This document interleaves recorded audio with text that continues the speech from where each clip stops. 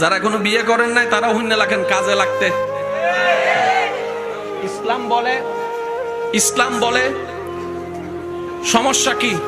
বলে যে আমি মাকে খুশি করতে গেলে বউ নারাজ, বউকে খুশি করতে গেলে মা নারাজ, কিন্তু আমি একজন মানুষ কোন দিকে যাব? ইসলাম বলে কে কে? বলে যে আমার মা আর আমার স্ত্রী। তুমি তোমার মার কি? সন্তান। তুমি তোমার বউয়ের কি? স্বামী। শব্দগুলা খেয়াল করবেন। তুমি তোমার মার কি? সন্তান। তুমি তোমার বউয়ের কি?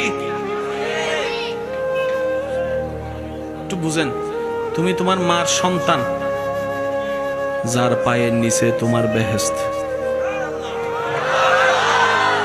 তুমি তোমার মায়ের পায়ের নিচে। তুমি তোমার বউয়ের কি? স্বামী। স্বামী মানে অভিভাবক। অভিভাবক কি নিচে না উপরে? একটু একটু একটু বুঝে বুঝে উত্তর দেন না।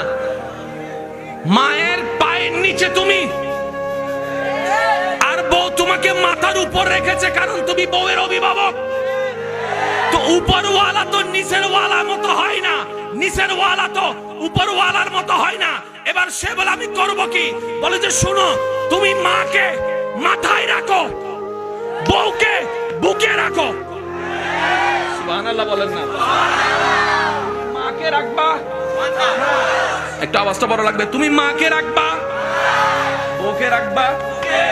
এবার যে কোনো সত্যিকার ভালো মেয়েকে জিজ্ঞেস করেন বউদেরকে, তুমি তোমার স্বামীর কোথায় থাকতে চাও, মাথায় না বুকে?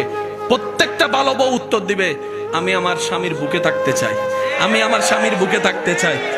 আরো জোরে বলেন না?